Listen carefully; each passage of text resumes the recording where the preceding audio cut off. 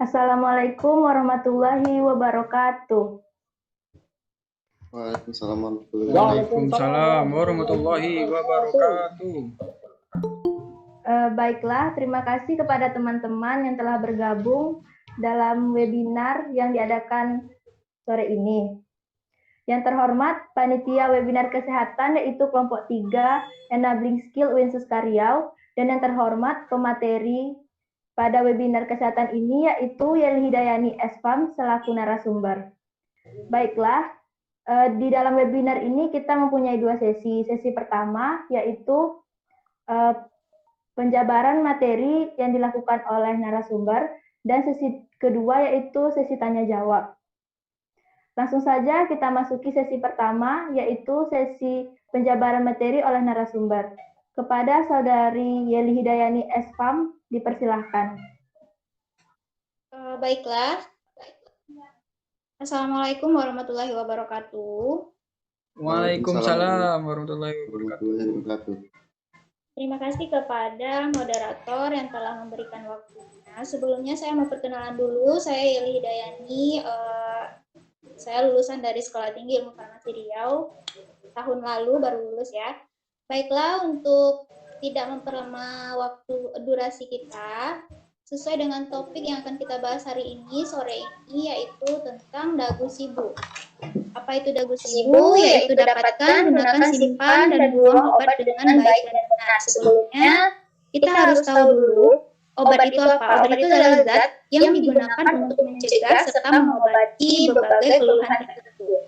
Nah, dagu sibu itu adalah dapatkan obat dengan benar, gunakan obat dengan benar, kemudian buang obat dengan benar, simpan obat dengan benar. Yang pertama, dapatkan obat dengan benar. Nah, sebagaimana kita ketahui bahwa kita mendapatkan obat itu secara resmi melalui tempat pelayanan obat adalah apotek. Selain itu, bagaimana cara kita mendapatkan obat dengan benar? Setepat-tepatnya kita mendapatkan obat dengan benar, harus berkonsultasi terlebih dahulu dengan apoteker, sehingga obat yang kita konsumsi itu bisa bermanfaat bagi tubuh kita dan aman sesuai dengan keluhan. Yang harus kita perhatikan ketika kita mendapatkan obat, yang pertama adalah penggolongan obat. Yang kedua, peringatan di kemasan dan brosur, serta tanggal kadaluarsa obat. Selain itu, kita harus juga memperhatikan pada label obat itu tersebut ada yang namanya penggolongan obat. Obat sendiri untuk obat kimia terdapat beberapa penggolongan. Yang pertama ada obat keras. Obat keras ini dilambangkan seperti pada PowerPoint. Lambangnya itu adalah huruf K dengan garis warna hitam dan latar belakang merah.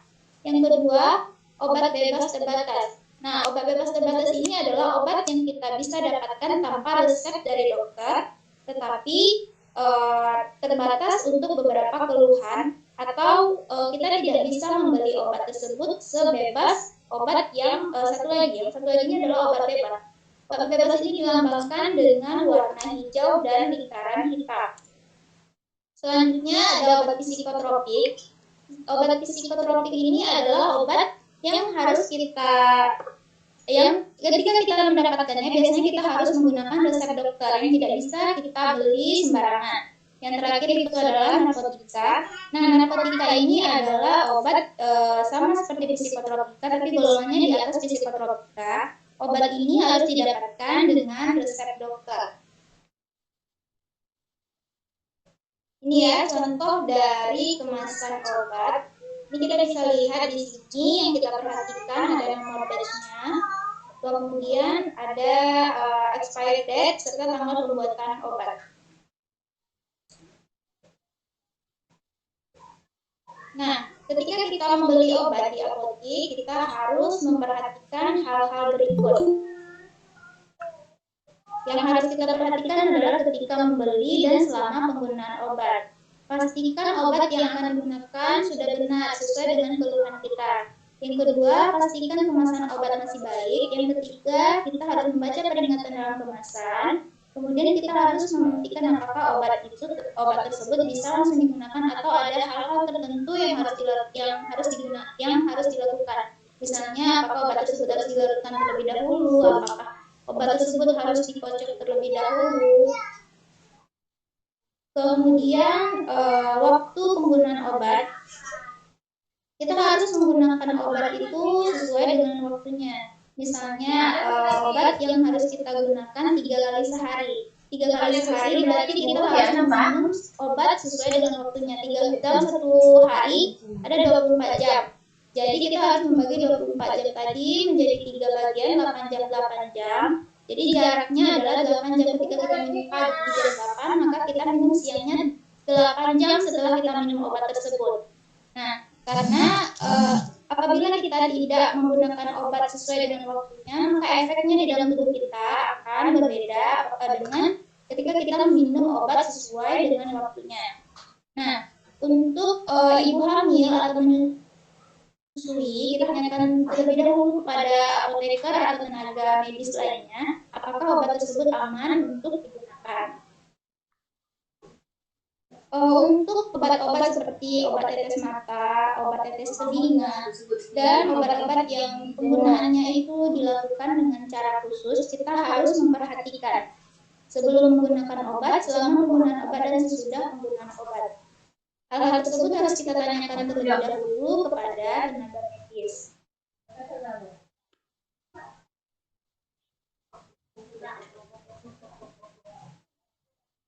Nah, selanjutnya terkait penggunaan obat antibiotik. Antibiotik itu adalah obat yang seharusnya kita minum dengan resep dokter, di mana antibiotik artinya obat yang kita minum ketika terjadi infeksi bakteri di dalam tubuh kita. Nah, apa itu resistensi antibiotik? Resistensi antibiotik adalah perubahan pada bakteri sehingga resisten terhadap antibiotik untuk menyembuhkan infeksi yang disebabkan oleh bakteri tersebut. Di mana yang pertama, antibiotik hanya digunakan ketika diresepkan oleh dokter. Yang kedua, habiskan antibiotik walaupun sudah merasa sembuh. Yang ketiga, jangan menggunakan antibiotik sisa. Yang keempat, jangan pernah berbagi antibiotik. Yang kelima, kita harus mencegah infeksi dengan teratur mencuci tangan atau menghindari perilaku hidup yang kurang sehat. Nah, untuk penggunaan antibiotik ini sendiri, di kehidupan kita sehari-hari banyak terjadi penyalahgunaan antibiotik. Misalnya dia flu atau batuk malah langsung minta antibiotik ketika ditanyakan apakah udah ada obat lain, jawabannya belum. Nah, sebaiknya ketika kita terkena suatu penyakit, apakah itu flu, batuk, atau yang keluhan lainnya, kita harus meminum obat yang sesuai terlebih dahulu.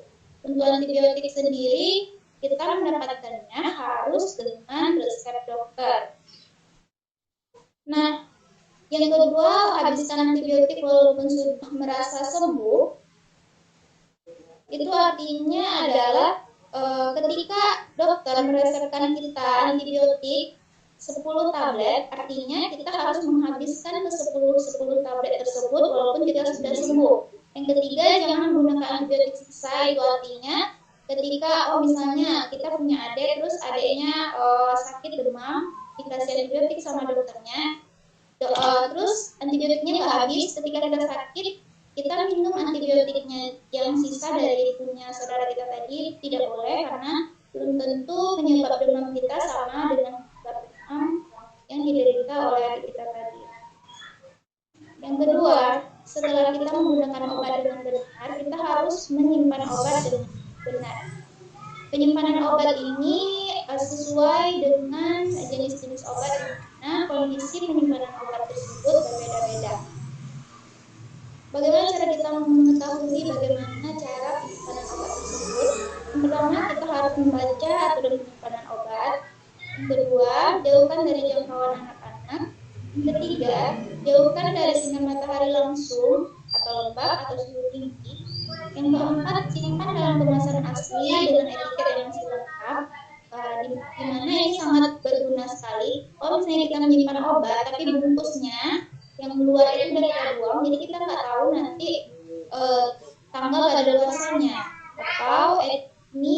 kontraindikasi semisal kita mengalami keluhan tertentu, apakah kita bisa menggunakan obat tersebut atau tidak. Setelah kita menyimpan obat dengan baik, selanjutnya kita harus membuang obat tersebut dengan baik. Nah, untuk hal ini kita bisa berkonsultasi juga lagi dengan apoteker agar dapat membuang obat. Yang pertama, kita harus menghilangkan semua label dari wadah obat. Yang kedua, untuk obat-obat tertentu seperti kapsul, tablet, atau bentuk padat lain, kita harus menentukan terlebih dahulu atau mencampur obat tersebut dengan material lain seperti tanah atau bahan yang lainnya. Kemudian kita bisa memasukkannya ke dalam plastik dan membuangnya ke tempat sampah. Untuk obat-obat dalam bentuk cairan, kita bisa membuangnya di wastafel, kecuali antibiotik itu tidak bisa dibuang di wastafel. Kemudian, bagaimana kita bisa tahu obat tersebut rusak, tidak bisa digunakan? Yang pertama, tentu saja batas kadaluarsa. Kalau misalnya batas kadaluarsa tadi sudah dilampaui, itu sudah tidak bisa kita gunakan. Yang kedua, kemasan rusak.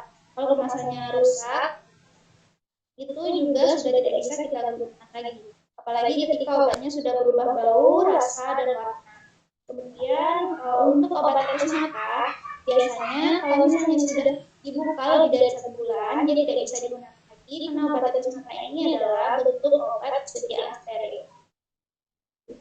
Nah, hal-hal lain yang harus kita perhatikan. Yang pertama, jangan mudah meniru menggunakan obat seperti orang lain, seperti contoh tadi.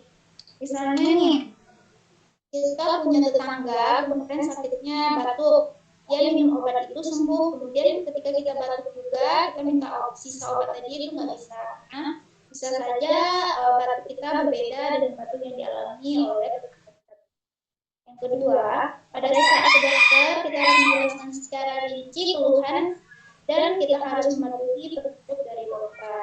Kemudian ketika kita sudah mendapatkan resep dari dokter, kemudian kita ke apotek, kita juga harus mematuhi petunjuk dari apoteker tentang penggunaan dan obat. Cukup sekian, terima kasih. Lebih dan kurang saya mohon maaf. Saya kembalikan kepada moderator.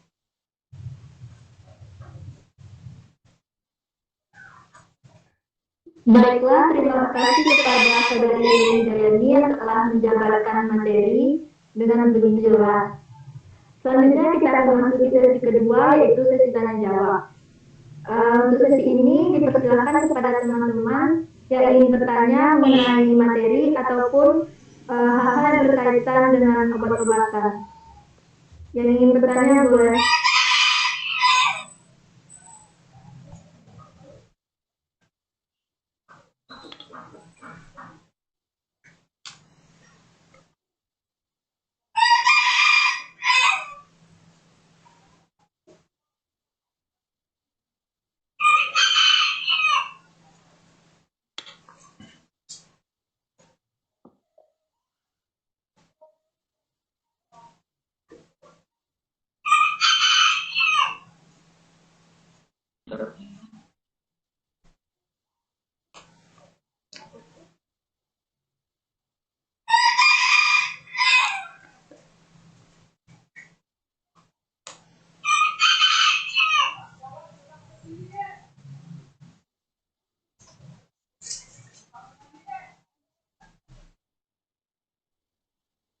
Moderator, saya ingin bertanya.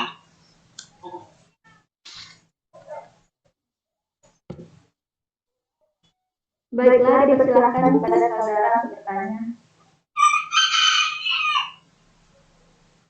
Baik. Bismillahirrahmanirrahim. Assalamualaikum warahmatullahi wabarakatuh. Waalaikumsalam warahmatullahi wabarakatuh. Sebenarnya ini pertanyaan yang sangat simpel karena mungkin setiap saya merasakan sakit ataupun keluarga saya juga bertanya-tanya terkait merek dari obat tersebut. Nah, jadi apakah sebuah merek dari obat itu mempengaruhi bagus atau tidaknya obat tersebut?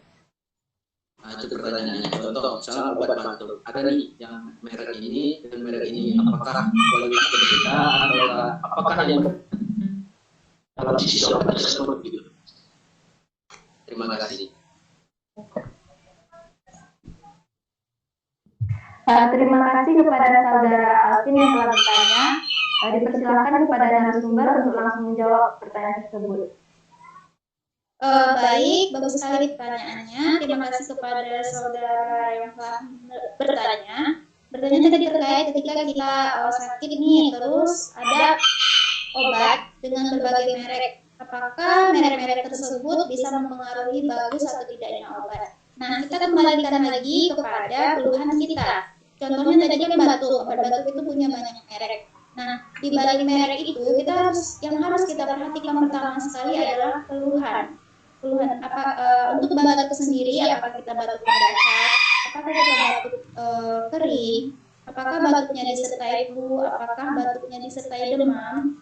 Nah, merek itu tidak mempengaruhi apakah obat tersebut bagus atau tidak. Itu kita kembalikan lagi ke keluhan kita tadi. Dan kandungannya juga harus kita perhatikan. Penggunaan obat sendiri harus sesuai dengan indikasi. Kita nggak bisa bilang obat ini bagus, obat ini enggak. Bisa aja obat tersebut dengan kandungan berbeda akan menimbulkan efek yang berbeda juga di tubuh kita.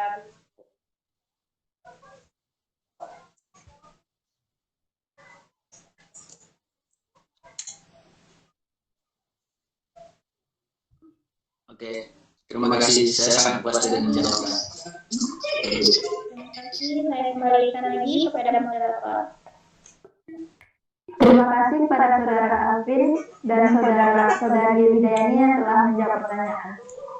Apakah masih ada teman-teman yang ingin bertanya lagi? Izin bertanya, moderator. Baiklah, dipersilahkan saudara untuk bertanya. Baik, terima kasih. Bismillahirrahmanirrahim. Di sini saya ingin bertanya terkait bagaimana penanganan kita dalam keadaan urgent, dalam situasi yang tidak tepat, kita juga membawakan dosis obat yang tinggi untuk mengobati rekan kita yang sedang terjadi kecelakaan, misalnya itu kan terjadi kecelakaan saat apapun itu, terus kita mempunyai dosis obat yang kita tidak ketahui, terus ternyata dosis tinggi, apakah itu berbahaya dengan kondisi dia atau tidak? Ya, terima kasih. Baik, terima kasih. Langsung saja saya jawab. Pertanyaannya bagus sekali ya. Ketika kita dalam keadaan darurat, apakah kita bisa memberikan obat dengan dosis tinggi kepada si korban yang sedang sakit tersebut? Nah, untuk kondisi tersebut kita harus tahu dulu penyakitnya seperti apa. Karena terdapat beberapa penyakit yang kita itu perlu penanganan cepat dengan obat, ada juga yang tidak. Beberapa kondisi misalnya untuk orang-orang dengan asma itu kita memang harus memberikan obat kepada penderitanya langsung, misalnya dalam bentuk inhaler. Nah, tetapi kalau dalam kondisi tertentu yang misalnya seperti epilepsi atau kejang seperti itu, kita harus tetap membawa si pasien ke rumah sakit, tepatnya ke gawat darurat dulu, karena pemberian obat apalagi dalam dosis tinggi itu tidak dibenarkan ketika pasiennya sakit kita langsung kasih, itu kurang tepat. Yang langkah pertama ketika ada kondisi seperti itu, kita memang harus langsung membawa ke rumah sakit dan konsultasi dengan dokter. Seperti itu. Baik, terima kasih jawabannya sangat memuaskan. Baiklah, terima kasih kepada saudara Rizky Rahmadi yang telah mengajukan pertanyaan dan saudari Lidayani yang telah menjawab pertanyaan tersebut. Baiklah, apakah ada teman-teman yang ingin bertanya lagi?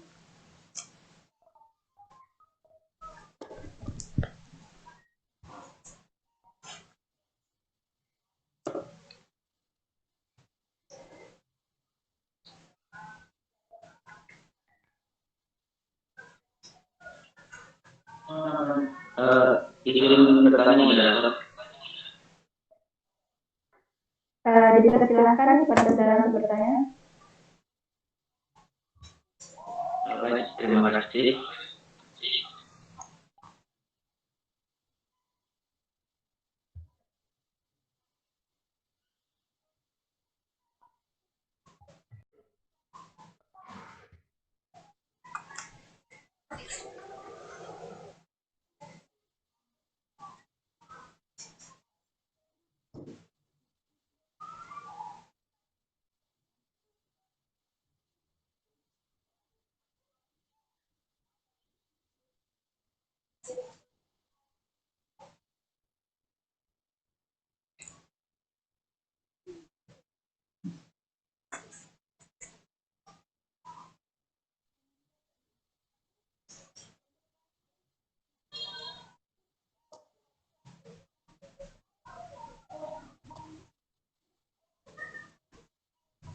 Dipersilahkan apabila ada yang ingin bertanya.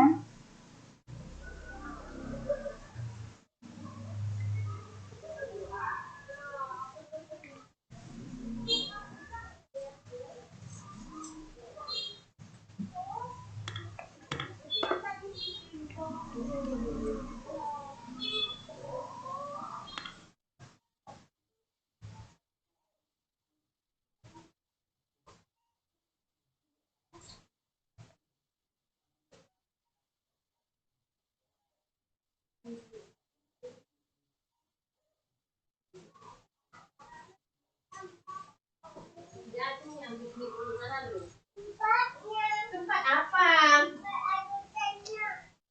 Hah? Tak masukkan itu atau minta gula sama bayan dulu lagi. Yamin. Mami aja. Baik, mohon maaf tadi di akun saya jaringannya hilang. Izin bertanya. Ya silakan.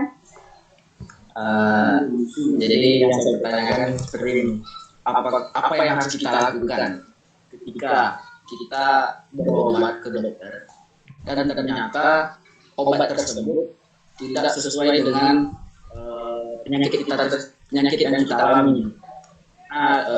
Pernah terjadi juga di orang terdekat saya ketika berobat terus